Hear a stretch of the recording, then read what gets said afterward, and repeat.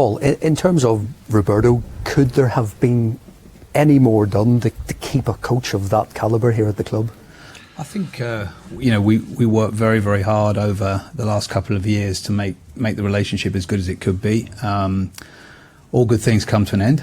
It's been a really good 2 years. Obviously, the first year was spectacular and led us to our highest ever finish in European football. This year has been tougher, partly because of getting to European football and all the extra games.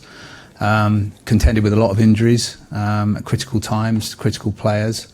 But, I was saying to someone just out there, here we are at the end of his second season, finishing 11th and feeling a little bit disappointed, which, for Brighton, if you look at our history, if you look at our record at the top level, 11th place being disappointed is a sign of progress in itself. And again, that's credit to Roberto and his staff and the players.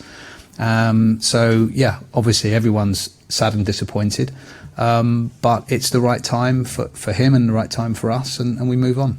What gives you the belief that the Brighton way of doing things is worth maybe losing a manager like Roberto? What gives you the belief in that approach? Well, first of all, I think the process that we follow has got us this far, and from that point of view, that gives us confidence and belief in it. We're very clear about the way we work, and we're very clear with all of our coaching staff, including Roberto, and he's been very respectful of the process that we follow. But we have to understand that for a club of our size, with revenues of our size, we have to compete in a different way, and we found a way of competing, particularly on player recruitment, that gives us, we think, a little bit of an edge. It's not perfect, we're not perfect, so the system itself is still being refined season after season, but it works very, very well for us, and it's given us not just the last 2 seasons of relative success, but it helped get us to the Premier League, and it's helped keep us here now for what next season will be our 8th season in the Premier League, which is double the time we've ever been in the top flight in our history. So from that point of view, it's a system that we believe in. What are you looking for in a successor to De Zerbi, and how close are you to making that appointment? Well, I don't want to talk about time frames, because otherwise you're going to be calling me every day asking how it's going. But we always try and have a plan. We have got a plan. We now need to execute that plan. But we wanted to make sure that we'd be totally respectful to Roberto, and make sure today went for him as well as it could. Obviously, the result went against us, but I think the reception he got from the fans and the send-off he got from the fans, the players and the staff has been magnificent. And you've seen him in here, and how well he conducts himself, and how well he speaks, not just of for himself, but also of the club and the players and the people he's worked with. So I think it's really good that you don't find many times in football when relationships come to an end amicably. This is one that has, and I think both sides are sort of satisfied that it came to an end in the way that it did, but disappointed it has. Kieran McKenna's a name that's been has come up in the last 24 hours. Is that the type of calibre of coach you're looking for? If it was just one name in the last 24 hours, I'd be happy, but there's been lots of names thrown at me, and I'm not going to get into names or types of coaches, because I think it would be disrespectful to Roberto, who's barely left this seat. But obviously we've got a squad that play in a certain way. We've got a style of football that the fans enjoy. Roberto built on Graham's work, Graham built on Chris's work, and we'd like to sort of progress from where we are, and we're realistic about the relative success that we've had in the last couple of seasons, and obviously before that with Graham, but we're still ambitious, and we don't feel that there's a ceiling to what we can do, but we have to do it in our particular way, and that's a way that we're comfortable with and that works for us. Thanks, Paul. Thank you. Paul, how big is the challenge of getting another manager with the calibre of somebody like Roberto? Hard. He's a top coach, and someone that we knew a lot about before he came here.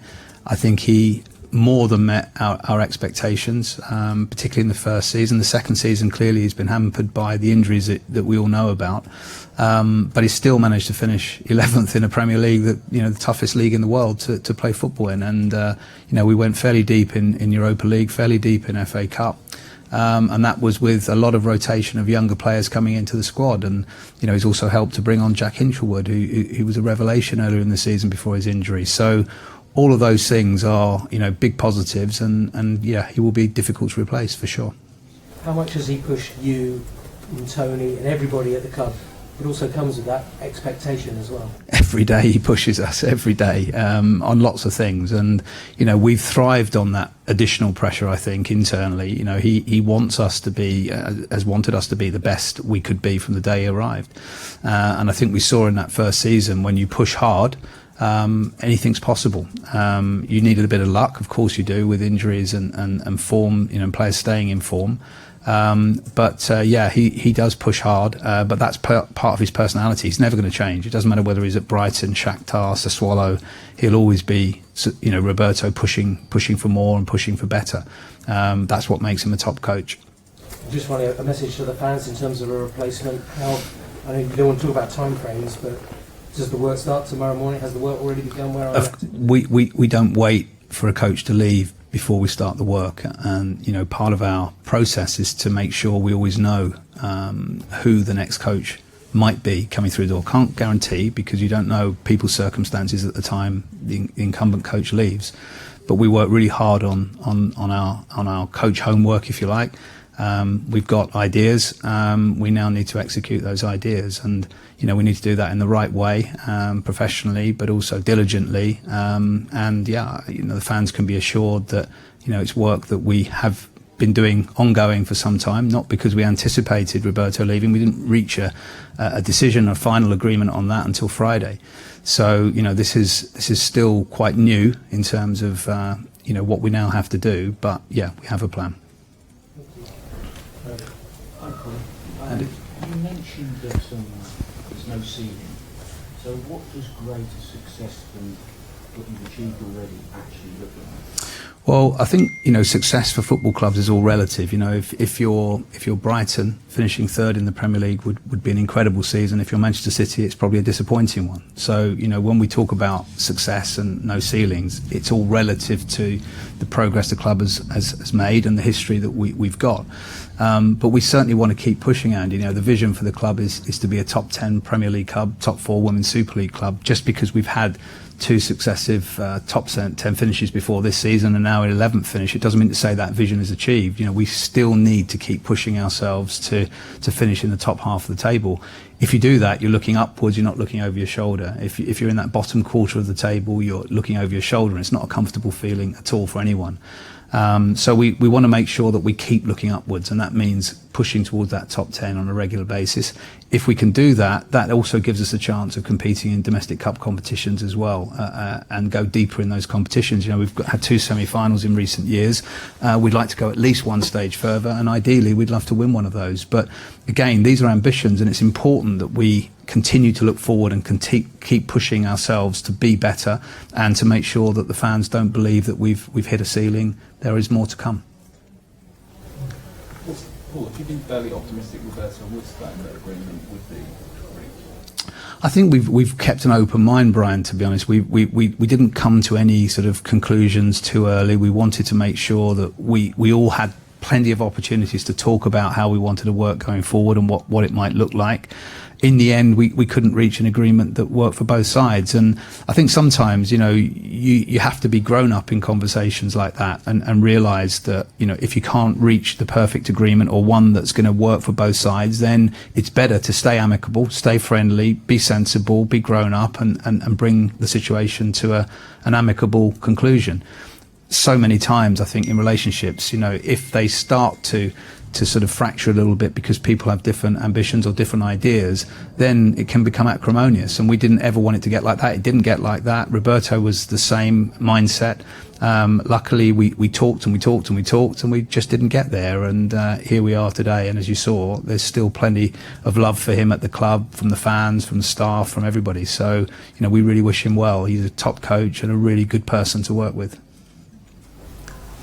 Last week at the fans forum, it seemed that you were doing all you could to keep moving, and it's probably Rossard's mentioned as well. But can you explain a bit where that disagreement was? Can you sort of explain to the fans? Yeah, I don't want to go into the details. I think it's only fair to sort of leave things as they are, which are amicable. I don't want to start sort of saying, you know, we wanted this and he wanted that, because I don't think that really gets us anywhere. You know, we've come to that mutual decision, and I think, you know, we've both got a huge amount of respect on both sides. Roberto respects the way we work and the processes that we follow, and we respect the fact that he's an excellent coach. So I don't really want to get into those sort of whys and wherefores. I don't think it takes us anywhere. Did it surprise you how, because he's obviously very passionate with the players and as a coach, did it surprise you how he challenged everybody at the club, yourself and Tony included, in a way? Yes and no. Certainly, by reputation, we knew he set high standards and pushed people hard. I think when you first meet him, I think when he walked into the room, he had an aura about him and a sense of purpose and positivity that we were all a bit, wow, okay, you know, this isn't like a normal job interview. This is someone who's got something about them and he's going to push us very hard. And I think really you probably saw from that first game at Anfield when we went 2-0 up really quickly, he was charging up and down the touchline. And again, that's the passion that the fans have grown to love. And internally, as Paul knows, sitting here next to me, you know, every day he would demand different things and more from each of us. And I think he's probably the first coach that I've worked with that sort of reprimanded me for talking about top 10 in order to keep expectations calm. No, you must push higher, you've got to go higher. And normally I think chief executives and owners and chairmen are looking to provide the coach with some cover, some air cover, so that expectations are tempered. But in his case, he would be quite happy for you to push further and harder, quicker. That's unusual, but that's him, that's the personality, that's the man. Well, I was going to say you've been linking some pretty big jobs in the recent months. In your opinion, does he have the tools to kind of succeed at one of those big European clubs?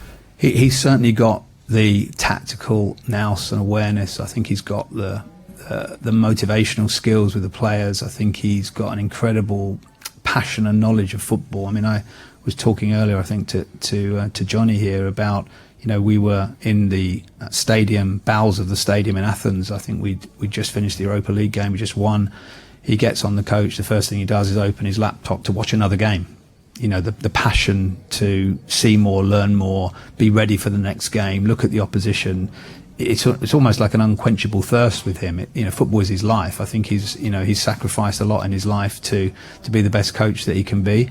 So, you know, could he coach at a top club? Well, certainly in my experience of working, you know, at big clubs and with top coaches with England, you know, he's got all of the attributes. And, you know, the pressure that comes with that is significant. And obviously that's a different test and one that I couldn't comment on as to how he would manage that and handle that. But certainly in terms of his footballing nous and his ability to motivate players, I think we've seen here that he's very, very good at it. Well, he also has the capacity to speak his mind publicly about anything really, including, you know, his owners. Would that make you wary when it comes to your next appointment, picking someone like that, or was that just half of the course with top managing? I think if he was sort of different in private to what he was in public and vice versa, that might be one sort of challenge. But Roberto's been very honest with us, you know, privately. You know, he doesn't say anything publicly that we haven't heard already. So that's why there's never been a reaction from us to anything he's said, because it's consistent. You know, he's always pushing. He always wants more. He always wants us to be better. You know, I've never worked with a coach in a transfer window that doesn't want more at the end of it. You know, there's very, very few that are always satisfied, because you're always trying to anticipate the next injury or the next loss of form and the next game and what that might look like. But no, I think, you know, the sort of the scrutiny that comes with the top jobs is difficult. I mean, you see that with some of the most experienced top coaches. There are times when, you know, they don't like sitting here. It's hard, and it's hard when you have to do it several times a week. But of course, the more successful you are, the more competition you're in, the more demands there are on you from media. It's part and parcel of the job. You have to manage it. Paul, Roberto talks quite openly about how he has such a strong relationship with the players. Are you concerned that some of them may consider their own futures now? Roberto's leaving, it's kind of a little bit of a new chapter, but, you know, previously you have shown you can replace these managers and keep the trajectory of the club. I think our senior players particularly know how we work, and they know the sort of people that we most likely to bring into the club in terms of personality type and culture and fit and values and so on. So I don't anticipate, players running for the door. Roberto's been here 2 years, 2 good years, but many of the senior players have been here much longer than that. So I think they know the way we work. It's always an emotional time when a coach leaves, and particularly when it's a mutual decision at the end of 2, relatively successful seasons, very good historical seasons in our context. It's like the end of term, isn't it? Some kids leave, some teachers leave, following term, new kids are in, new teachers are in. And in that sense, Roberto's been fantastic with everyone and for everyone. And I think the players have grown to be very close to him and his style, which of course contrasted very significantly with Graham's. And again, people forget, actually, the players managed that transition very, very smoothly and successfully. And I'm sure they'll manage the next one the same.